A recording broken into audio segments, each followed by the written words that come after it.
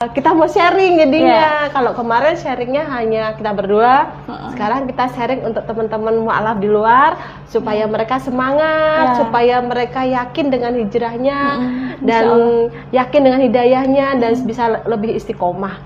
Karena aku dulu juga terinspirasi dari Mbak Konsa. Masya Allah, gitu. Semoga jadi amal jariah ya. Amin. Jadi sekarang Mbak Konsa bisa cerita dong sama kita kisah hijrahnya dulu gimana sih? Gitu. Awalnya gitu ya. Awalnya. Kayak dulu, jadi sebelum masuk Islam, saya dulu beragama non-muslim, maksudnya dalam arti sebelumnya itu istilahnya apa ya, saya adalah seorang istilahnya aktivis juga di gereja. Bilangnya apa ya? Oh, di gereja nggak apa ya? Gereja. Ya, kan saya agak susah.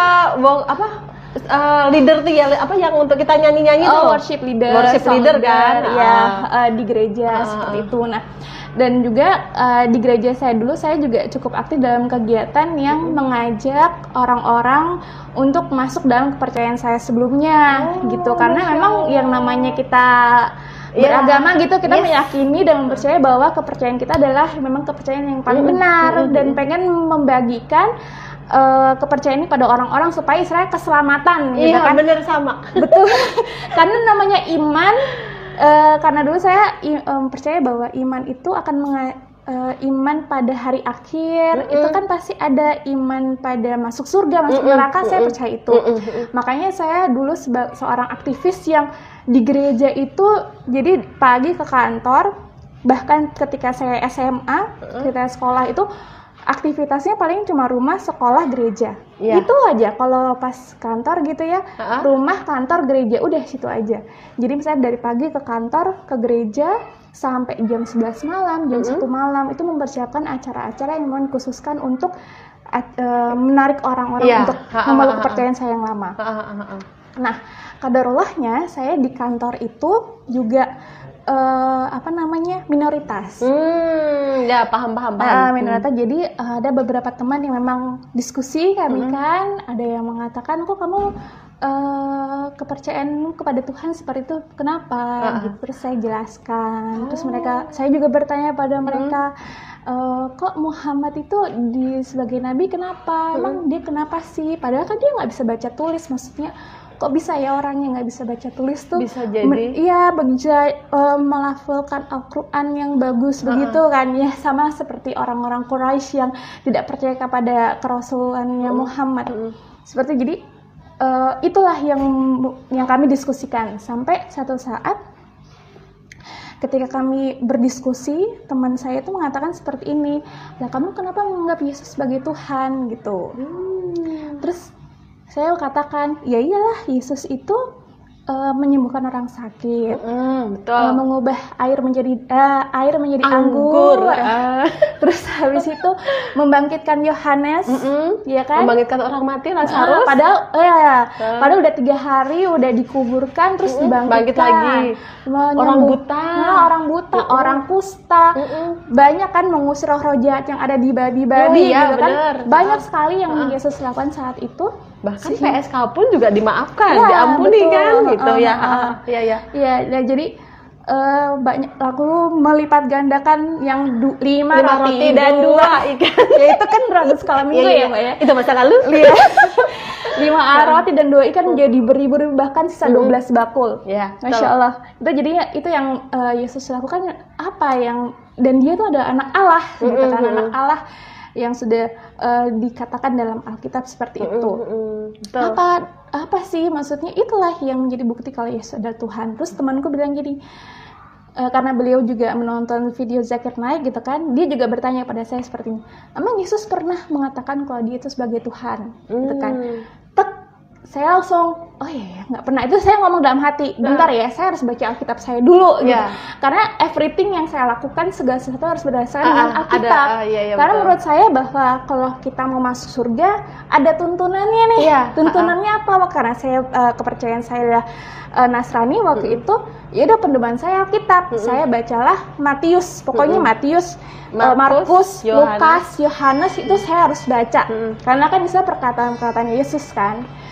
Terus habis saya baca, dapat di Yohanes 13 ayat 13 dikatakan bahwa Yesus berkata, aku adalah guru dan Tuhan. Tuhan ya. Di Yohanes itu ya. Betul. Terus aku ngomong sama temanku, ini ada kok gitu kan. Di ini saya langsung bawa Alkitab saya ke kantor gitu. Ini kok ada kok, Yesus mengatakan Yesus adalah guru dan Tuhan. Nah, terus habis itu ini nggak gini, harusnya ada terjemahan lain, dibilang gitu. Terus habis itu saya searching gitu kan, karena saya kan waktu itu agama itu adalah satu hal yang penting bagi saya. Saya nggak boleh goyah gitu. Ketika saya memutuskan bahwa saya Kristen, saya mengimani kalau ini benar. Jadi ketika kepercayaan kita itu kayak disalahkan dalam tanda kutip ya, kita nggak nerima dong gitu benar.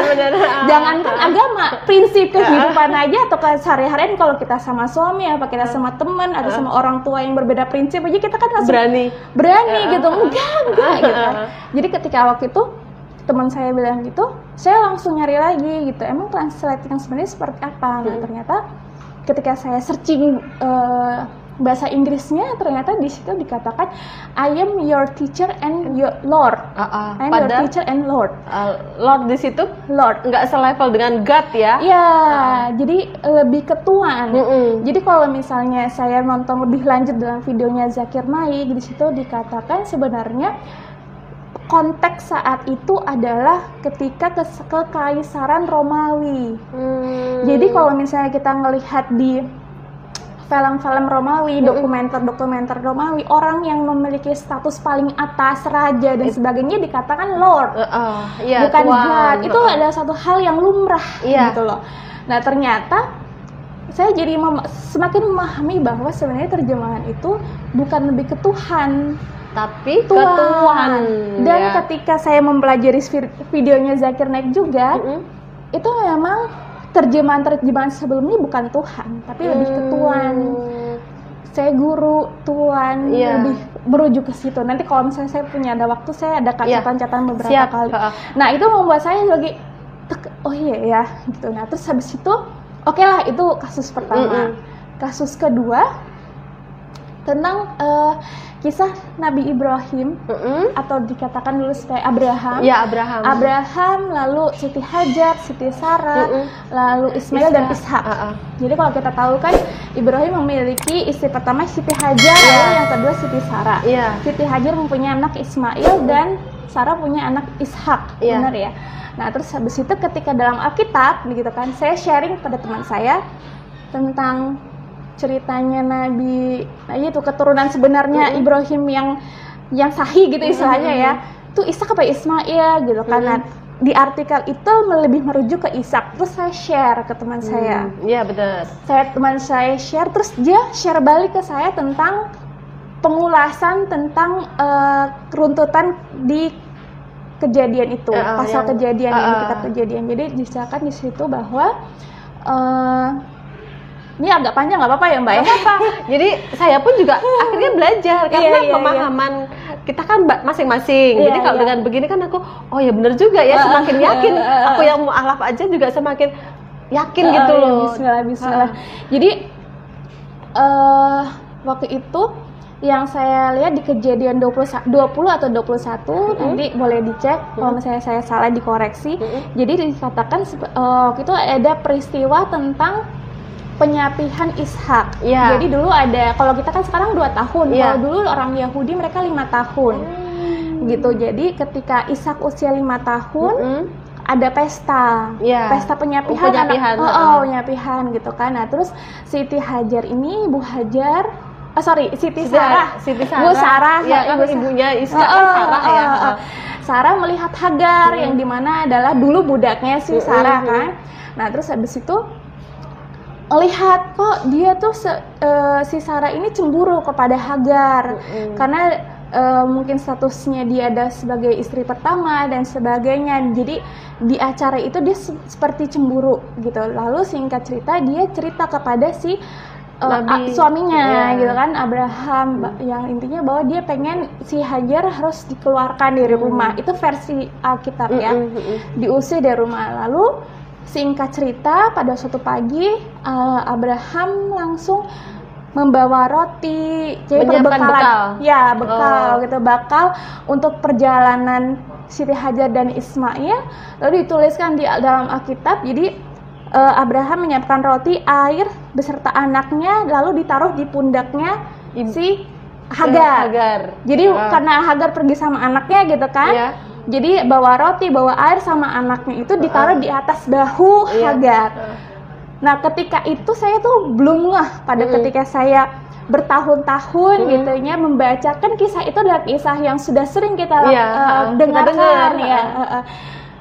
Saya belum ngeh sampai detik itu, saya baru ngeh bahwa anak kecil itu yaitu Ismail sebenarnya sudah tidak kecil lagi. Karena dia saat peristiwa itu dia sudah berusia sekitar 19 tahun. 19 tahun. Iya, karena kan Abraham maunya anaknya sudah tua. Iya, sudah tua ya, karena si Ismail lahir ketika Abraham sekitar usia 82-83 tahun. Lalu si Ishak lahir sekitar 100 tahun. Ditambah 5 tahun yang penyalihan itu. Jadi dia itu kurang lebih sekitar 19 tahun gitu kan. Nanti bisa dicek lagi dalam Alkitab. Jadi itulah saya langsung kaget. Iya, maksudnya anak 19 tahun ditaruh di atas bahu ibunya, lalu berjalan di padang pasir. Rasanya kok apakah memang seperti itu gitu. Terus lalu dikatakan di ayat-ayat setelahnya dituliskan bahwa ketika Hagar merasa lelah, lalu dibuang anak itu ke semak-semak. Itu nggak masuk akal ya. Menurut saya waktu itu sangat di luar dugaan, dan kok seperti itu karena memang sebelum saya menelaah, saya memikir memang Ismail itu masih kecil gitu ya, paling 5 tahun ke bawah lah gitu ya. Dalam pemikiran saya, tapi ketika saya menelaahnya lebih lanjut, oh ternyata dia udah dewasa, istilahnya kalau sekarang udah kuliah. Benar nggak sih Mbak? Anak kuliahan ditaruh di atas ibunya, terus itu dibuang ke semak-semak, rasanya not make sense gitu.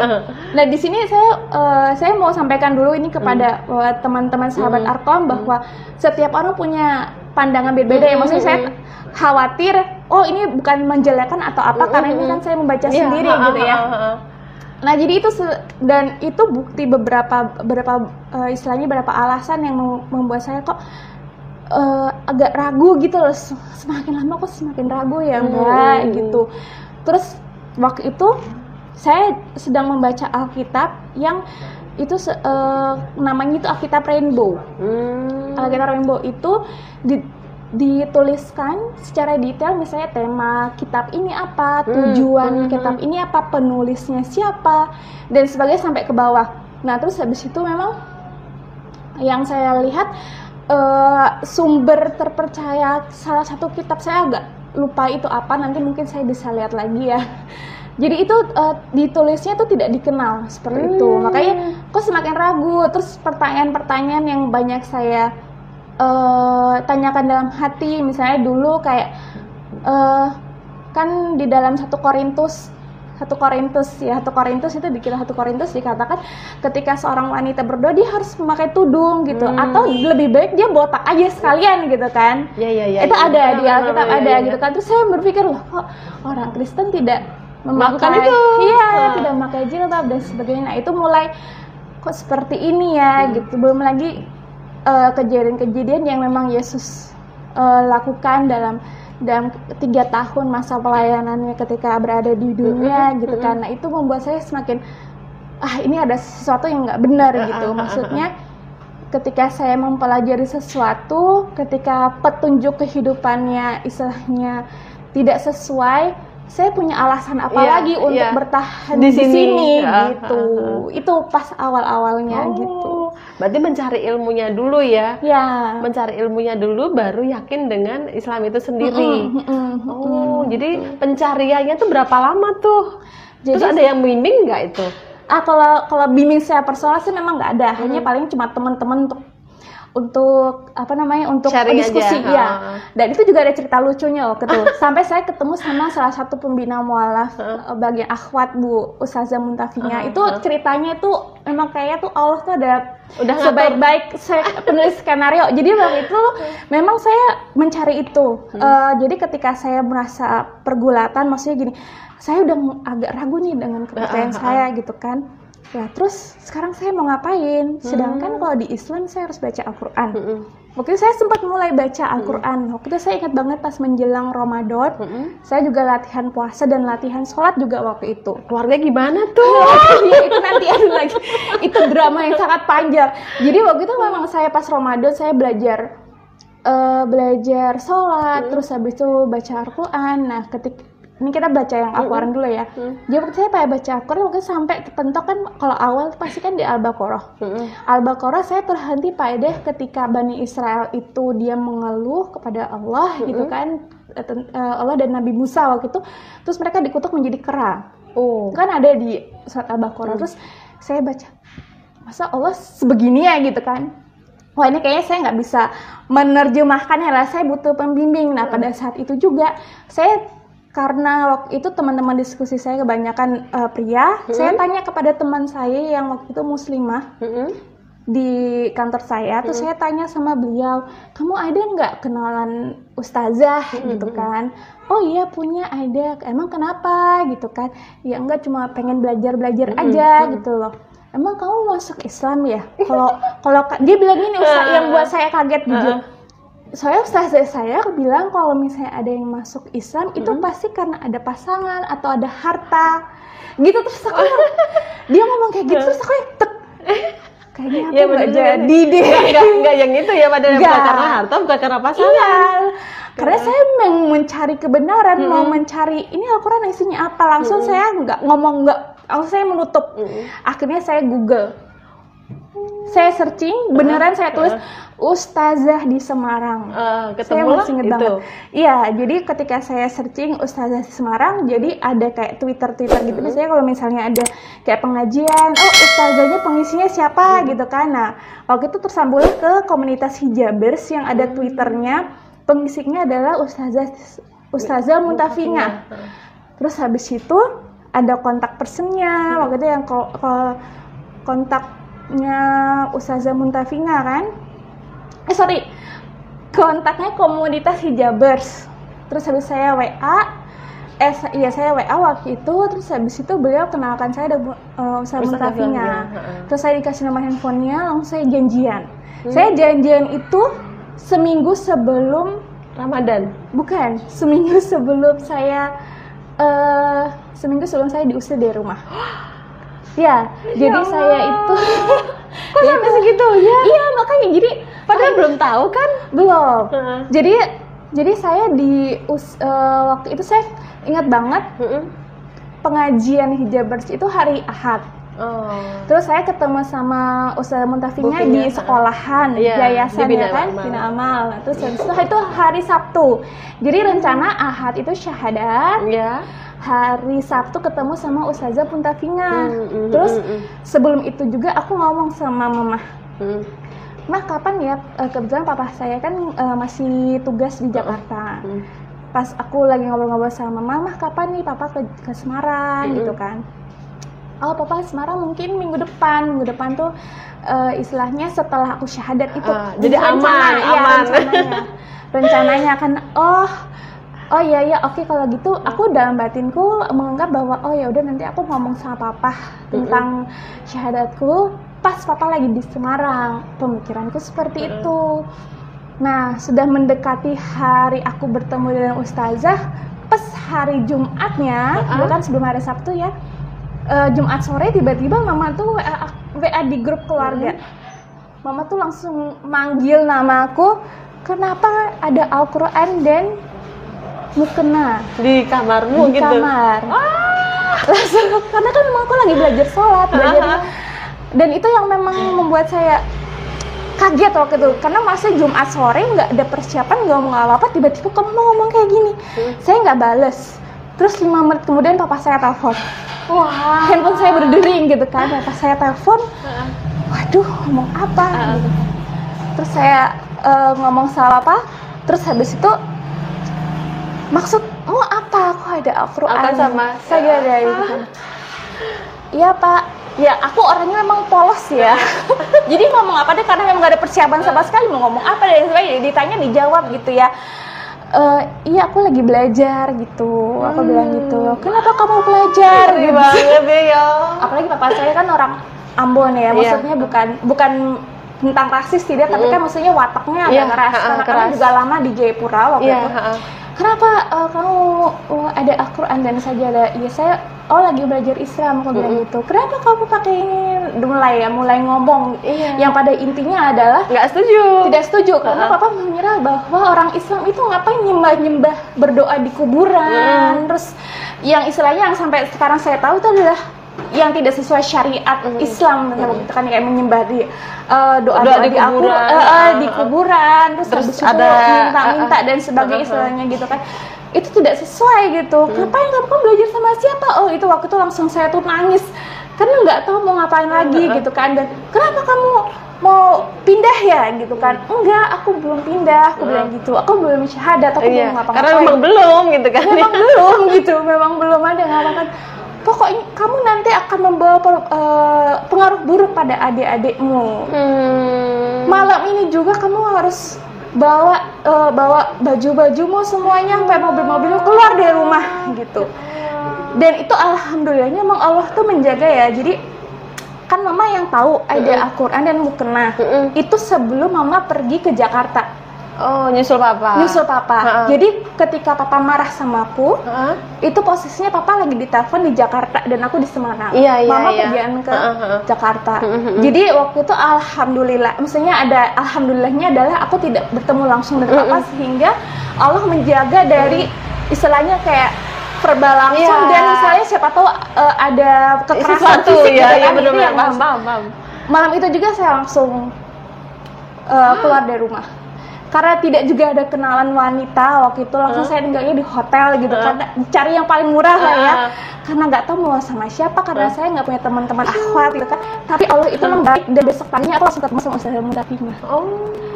Gitu. Ya Allah, kayak udah ada rencanain ya. Kayak ya Allah. Dan hebatnya Mbak Konsa tuh langsung yakin gitu loh. Badaiku terjang gitu ya. Itu baru awal ya. Jadi Allah tuh ya ampun, jadi aku hanya merencanakan ya Allah mungkin minggu depan ya pas Papa datang ke Semarang aku akan ngomong langsung. Itu kan kalau dalam kita sekacamata manusia itu kan baik gitu kan akhlaknya kepada orang tua. Tapi Allah menskenarikan, dah kamu hari Jumat ketahuan papamu, tapi papamu nggak ada langsung di situ, nggak itu tempat. Dan mama juga lagi perjalanan ke Jakarta. Terus saya ngambil barang-barang tuh ada adek aja di rumah, cuma ngomong itu papa cuma suruh aku ngeliat kamu bawa barang-barangmu. Itu ceritanya Masya Allah banget.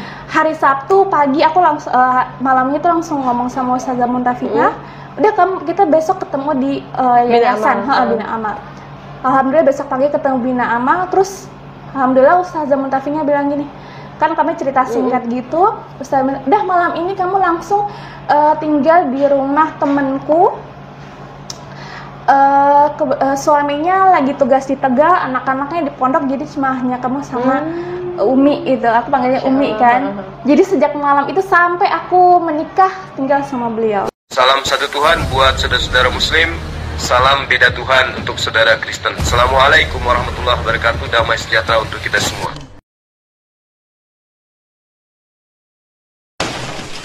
Selesai sholat maghrib, jadi udah tenang karena cerita kita belum berhenti sini aja, makin seru kan.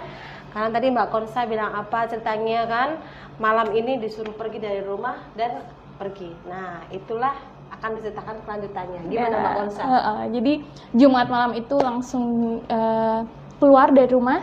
Jumat malam ya? Iya, Jumat malam langsung keluar dari rumah karena tidak punya teman wanita yang bisa diinepi rumahnya kan. Udah langsung kepikirannya hinap di hotel, langsung cari yang murah gitu, at least punya tempat tidur untuk menginap semalam itu. Malam itu langsung saya telepon sama Ustazah Muntafina. Qadarullahnya hari Sabtu pagi saya udah janjian kan dari seminggu sebelumnya, iya udah besok ketemu sama Ustazah di Bina Amal. Pagi Sabtu paginya saya ketemu sama Ustazah Muntafina. Itu suasana hati gimana tuh? Bingung, nangisnya yang udah kejer-kejeran karena kan posisinya itu saya kaget. Nggak ada siapa-siapa, nggak punya siapa-siapa. mau cerita ke siapa juga bingung, punya teman yang menyarankan ustazah yang sebelumnya seperti itu, yang saya, ya Allah kok seperti itu gitu kan. Saya nyari, ya alhamdulillahnya ada hotel waktu itu, terus sudah langsung saya nginepin aja. Malamnya alhamdulillah tuh komunikasi sama Bu Fingahnya juga lancar ya? Iya, semuanya sama Bu Fingah juga lancar. Terus habis itu besok paginya langsung, alhamdulillah besok jam 8 pagi itu saya ketemu sama Umi Fingah. Waktu itu memang sekarang saya udah panggil Umi aja ya, kalau ustazah kayaknya terlalu panjang. Sama Umi Fingah. Ini juga Bu Fingah. Oh gitu. Fingah ya, ayo berarti nyambung lah ya. Sama Umi Fingah, waktu itu Umi Fingah langsung ketika saya cerita semuanya, kan rasanya satu sisi saya bahagia, maksudnya dalam arti gini, bahagia tidak mendapatkan teror secara fisik, secara langsung, verbal secara langsung hanya lewat telepon, tapi satu sisi adalah apa yang harus aku lakukan gitu kan? Ya gitu, karena saya itu belum syahadat loh, saya baru belajar, tapi udah langsung ada perlakuan seperti itu. Terus habis itu Umi bilang, udah kamu tinggal di tempat teman saya aja gitu kan. Suaminya itu di Tegal, langsung anak-anaknya di pondok, jadi dia hanya sendirian di rumah, kamu nemenin aja dulu ya. Gitu, alhamdulillah dari sejak itu sejak malam Sabtu malam, semalam Minggu itu saya langsung nginep di rumahnya. Tapi itu juga diteror sama papa. Sama papa. Waktu itu juga karena saya keluar dari rumah, kamu di mana gitu kan? Saya kan takut ya. Maksudnya karena papa juga tidak ada di Semarang, dan papa itu langsung bilang sama keluarganya gitu bahwa beliau akan mencari saya gitu. Kamu pilih papa mati atau papa masuk penjara gitu, papa. Penjara karena membunuh gitu saya. Kamu jadi apa namanya, di mana harga diri papa di depan omamu seperti apa gitu kan. Kamu pokoknya harus bagaimanapun kamu harus Kristen lagi, maksudnya kamu tidak boleh pindah agama gitu kan. Terus saya yang perkataan yang sampai saat ini saya ingat adalah saya mengatakan pada bapak saya, pada papa waktu itu, oke, kalau Lidi masuk Islam, kalau Hansa masuk Islam, kalau Hansa masuk Kristen lagi, aku akan menjadi mayat hidup. Maksudnya gini, saya tidak bisa mempercayai Alkitab. Kalau saya disuruh mempercayai Alkitab, mau jadi apa gitu, maksudnya hidup tidak ada tujuan. Saya menjalani istilahnya kayak hanya sekedar agama. Saya agama. Lalu untuk apa hidup gitu? Makanya saya bilang apa gitu. Yaudah kalau gitu kamu kurang ajar ya. Kamu di mana sekarang, saya bunuh kamu gitu. Sampai sebegitu, jadi ya Allah aku harus kayak mana. Terus teman saya waktu itu cuma ngomong gini, kamu harus kuat, karena yang kita hadapi saat ini itu tidak seperti yang Rasulullah lakukan sejak dulu, yang Rasulullah alami sejak dulu. Bahkan beliau ditolak sekampung gitu, istilahnya kan suku Quraisy gitu, harus diam-diam, harus mengatur strategi bagaimana. Ini kita belum ada apa-apanya gitu. Terus saya langsung ingat satu kata, orang yang berbahagia adalah orang yang memahami bahwa Allah itu cukup dalam kehidupannya. Gitu, jadi yaudah. Jadi langsung tenang ya? Langsung tenang gitu, walaupun takut gitu kan, tapi dicari. Ada keyakinan loh gitu, karena insya Allah yang saya pegang sekarang adalah yang benar gitu, yang membuat saya yakin bahwa insya Allah saya bahagia, insya Allah Allah yang benar, ini yang benar gitu kan. Terus malam itu juga, Sabtu malam itu saya sempat diteror sama papa saya. Hari Minggunya itu saya dicari sama tante saya, sama om saya. Jadi awalnya saya diusir, terus saya kabur, sekarang dicari. Hari Minggu langsung dicari kemana-mana. Tante saya yang dari Surabaya datang, katanya pokoknya ini ketemu mau datang, mau cari kamu dan sebagainya. Sampai saya matikan handphone, saya pokoknya hilangkan jejak saya gitu kan. Terus habis itu sampai saya tuh panik. Alhamdulillahnya teman yang saya diskusi di kantor itu dia punya kenalan Mualaf Center yang di Semarang. Terus saya kontak-kontakan hari Senin malam, hari Minggunya masih kontak-kontakan. Hanya ada resiko kalau misalnya kamu dibawa sama Mualaf Center, ada resikonya kamu akan diamankan entah di Cibubur atau di Jakarta. Jujur waktu itu saya tuh blank, karena sejak saya keluar dari rumah tidak ada posisi atau tempat yang menurut saya itu aman buat saya. Nggak ada yang aman dan saya nggak pernah ketemu sama orang-orang ini gitu. Iya, benar. Gimana ya, gitu? Bisa ngerasain saya. Iya. Kita kayak berada di dunia yang baru, lingkungan yang baru yang kita nggak tahu siapa-siapa. Iya, saya nangis waktu itu.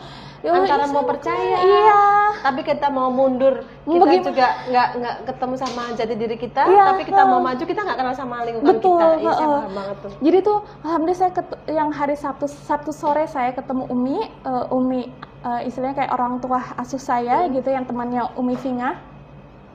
Saya nginep di rumahnya sejak malam itu, terus besokannya saya langsung komunikasi sama orang Mualaf Center Semarang. Kami janjian ketemu hari Senin. Hari Senin malam di sebuah kafe di Semarang. Itu tuh saya deg-degan, katanya saya harus dibawa ke Mualaf Center karena posisinya adalah om saya yang di Surabaya mau datang, tante saya juga mau di Surabaya, katanya mau datang juga. Ini masih katanya, saya nggak tahu ini ancaman kah yang benar, saya nggak tahu. Yang penting yang saya tahu adalah posisi saya terancam waktu itu kan, karena istilahnya diancam oleh orang tua saya gitu kan. Terus handphone saya posisinya sudah nggak aktif lagi. Waktu itu saya cuma takut, ya Allah ini saya belum Islam benar ya gitu. Belum Islam benar, belum nyaman banget. Terus saya harus dibawa kemana lagi gitu kan. Akhirnya ketemu sama Mas Rido waktu itu, orang Mualaf Center Semarang, tapi namanya Mas Rido. Saya kayak sekarang udah nggak ada di Mualaf Center lagi, tapi sama Mas Rido. Terus habis itu katanya saya harus dibawa ke Cibubur, waktu itu Mualaf Center Cibubur. Udah, terus habis itu saya takut kan.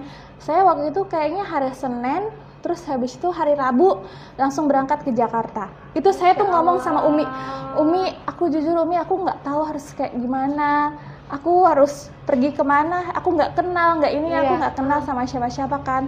Tapi alhamdulillahnya ternyata di Cibubur itu Mbak, ternyata itu adalah tempat orang tuanya Umi saya, yang orang tua saya. Jadi masih satu lingkungan gitu jadi loh. Kita masih merasa nyaman dan aman. Jadi kalau ada apa-apa kamu ngomong sama Umi ya, gitu. Kalau misalnya kamu ada apa, kamu ngomong sama saya, nanti saya bantu apa gimana. Jadi alhamdulillah. Itu karena bingung kan Mbak, mau ke Jakarta naik apa? Karena kalau naik kereta api, waktu itu papa saya dinasnya di satunya Kopassus apa ya, pokoknya di depan seberangnya persis stasiun Gambir. Dan kalau stasiun Pasar Senen nggak mungkin, karena papa saya juga lingkungan itu di situ. Masih di situ. Kalau misalnya dari Cibubur kan yang paling dekat kan bandaranya tuh yang bandara di Soekarno. Bukan Halim. Halim itu kan. Mau naik bus aja, mau naik apa bingung, karena takutnya udah dikejar nanti gitu loh. Nah terus habis itu singkat cerita, akhirnya ya udah naik pesawat. Naik pesawat yang saya maksudnya jilbabnya juga belum sempurna. Langsung pagi itu saya langsung pakai jilbab panjang bercadar. Karena posisinya takut, takut dicari, takut apa. Jadi ketika turun Soekarno-Hatta itu waktu itu pas pergi ke Jakarta ditemani sama Umi, ditemani sama Mas Rido yang orang Mualaf Center dari Semarang, dikawal. Terus sampai di sana juga ketemu dengan salah satu juga Mualaf Center di Jakarta gitu. Jadi benar-benar dikawal gitu kan. Dari situ langsung bawa kami ke Cibubur. Dari Cibubur itulah saya ketika ditinggal sama Umi, tinggal sama Kohani waktu itu di Cibubur, Mualaf Center Darussalam waktu itu. Cibubur itu Masya Allah banget. Saya di sana sekitar 10 hari. Alhamdulillahnya saya tahu nggak disyadatin sama siapa? Sama Ustadz Felix Shaw. Wow. Masya Allah. Itu aku aja pengen ketemu ya. Nah, itu dia. Padahal tuh beberapa waktu sebelum saya syahadat gitu, saya tuh sempat ngikutin YouTube-nya Ustadz Felix Shaw tentang untuk apa kita ada di dunia ini, terus tujuan kita terakhirnya sampai di mana. Itu kan beliau kan paling sering tentang itu kan di YouTube juga. Terus habis itu Hani bilang gini, jadi sebelum Ustadz Felix Shaw, karena saya dulu di Papua, Ustadz Felix Shaw itu tanya, Wit, kamu mau syahadat, kamu di pesantrennya Ustadz Fadli Hasan. Mbak kenal nggak ya? Yang Fadli Hasan tahu siapa ya? Saya agak lupa. Yang Ustadz dari Papua. Kenal nggak ya? Nggak ya? Aduh, lupa aku. Jadi beliau itu pendakwa di Papua dan memang orang asli Papua. Beliau punya pesantren di Jakarta. Bukan Ustadz Kainama, bukan ya? Bukan. Kayak saya agak lupa ya. Nggak apa-apa. Terus habis itu langsung ketemu dengan beliau. Terus tapi karena beliau waktu itu ditawarin juga masuk di pesantrennya beliau, tapi saya menyangka tidak dulu, belum siap begitu kan. Itu yang pertama. Terus yang kedua, itu dia pas qadarullahnya seminggu. Saya waktu itu kesana kan sekitar hari Sabtu. Rabu. Hari Sabtunya ternyata Kohani punya janji sama Ustadz Felix Chow yang juga akan ngisi di masjid yang di lingkungannya Cibubur itu gitu. Jadi, Wit, kamu mau nggak sama? Jadi pas ketika pengajian, aku lagi di bagian akhwat, dan Kohani kan di depan bagian ikhwan sama Ko Felix gitu kan. Kamu mau nggak di-share sama Ko Felix Show? Aku mau mikir sekali, langsung bilang mau gitu. Terus akhirnya, alhamdulillah langsung di-shadatin sama Ustadz Felix Show.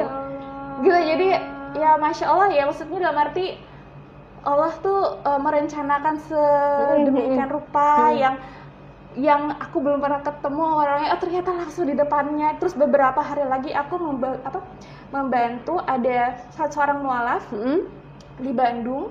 Terus Kohani aja kan, memang Kohani kan orangnya kan dari bukan nomaden ya, dari sini dia kan dakwahnya luar biasa ya. Jadi kami dari Cibubur, terus tiba-tiba ada mualaf dari Bandung, kita ke Bandung. Terus habis itu ketemu sama Ustadz Ajim. Jadi personal ketemu langsungnya mualaf dan sebagainya. Jadi tuh yang aku belum itu istilahnya kayak apa kelihatannya kayak di ini loh, kamu diketemu sama orang-orang hebat.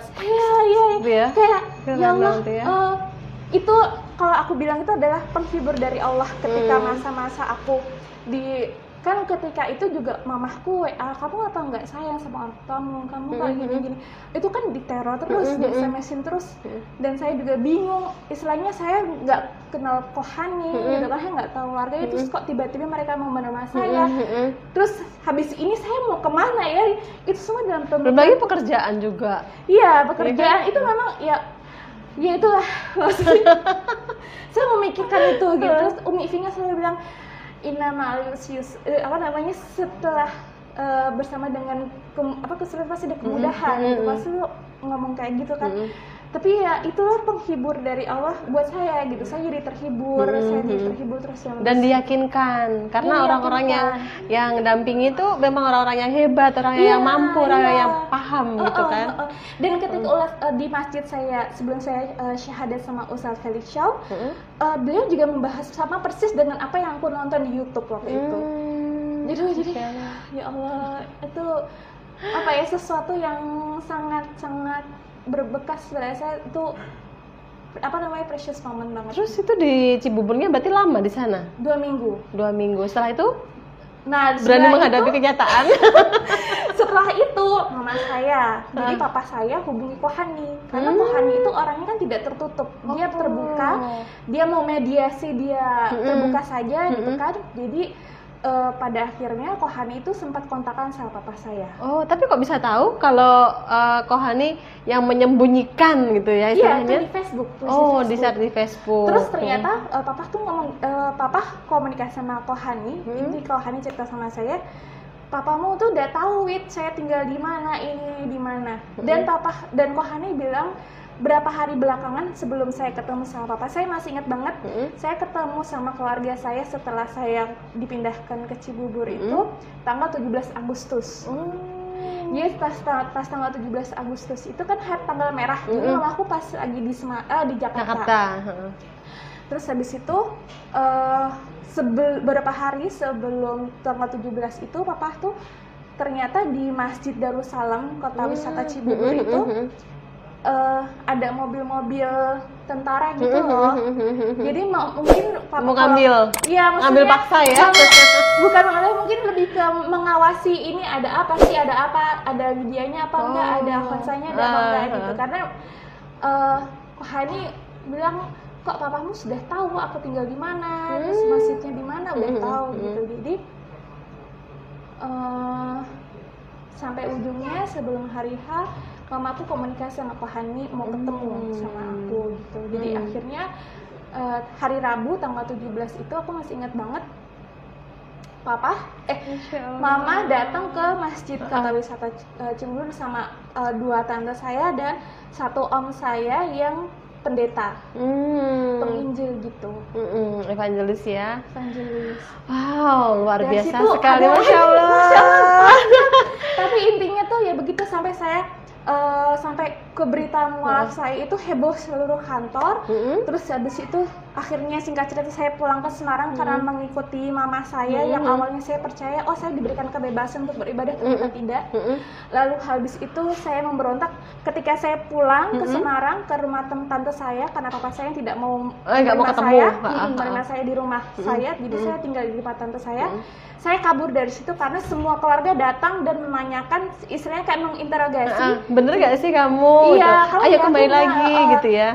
Sampai saya juga dibawain pendeta waktu itu. Terus akhirnya saya menolak, saya kabur dari rumah. Terus 2 hari kemudian mama saya langsung pergi ke kantor menanyakan kepada atasan saya gitu kan, bilang gini, ini Hansa kalau misalnya tetap mau Islam, dia harus keluar dari kantor. Wow. Kalau dia mau tetap agama sebelumnya, dia boleh bekerja.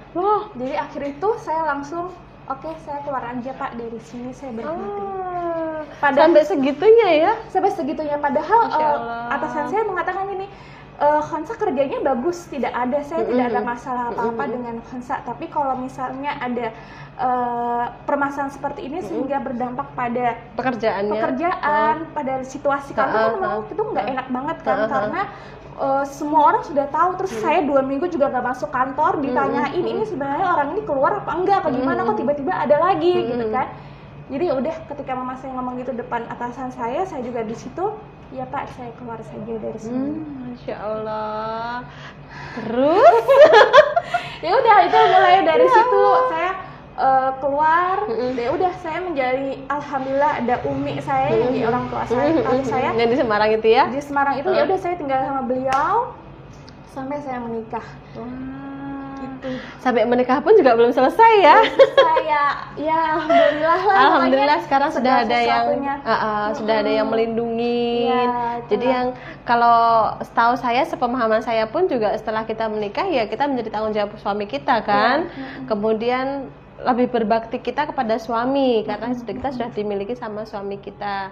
Orang tua memang penting dan mereka yang melahirkan kita, yang mengadakan kita di dunia ini. Tapi ternyata Allah berkehendak lain. Allah punya rencana terhadap kita bahwa itu kamu mendapatkan hidayah Islam dengan di usia kita yang tidak lagi anak-anak kan. Jadi kita bebas untuk menentukan sikap kita, kita mau apa, mau bagaimana, ya itu sudah menjadi tanggung jawab kita. Jadi jadi nih kalau dihitung itu udah berapa tahun nih ya jadi mu'alafnya ya? Saya mu'alafnya dari 2016. 2016. Yang syahadat itu kalau tidak salah tanggal 7 Agustus sampai sekarang, berarti kurang lebih udah 4 tahun ya. Masya Allah. Insya Allah, tapi memang namanya iman kan naik turun dan kita harus istiqomahnya itu yang itu kan pembuka tuh hijrah ketika syahadat, tapi sampai sekarang 4 tahun juga harus mempertahankan bagaimana imannya bisa istiqomah gitu. Perjuangannya luar biasa sekali Mbak Konsa. Masya Allah.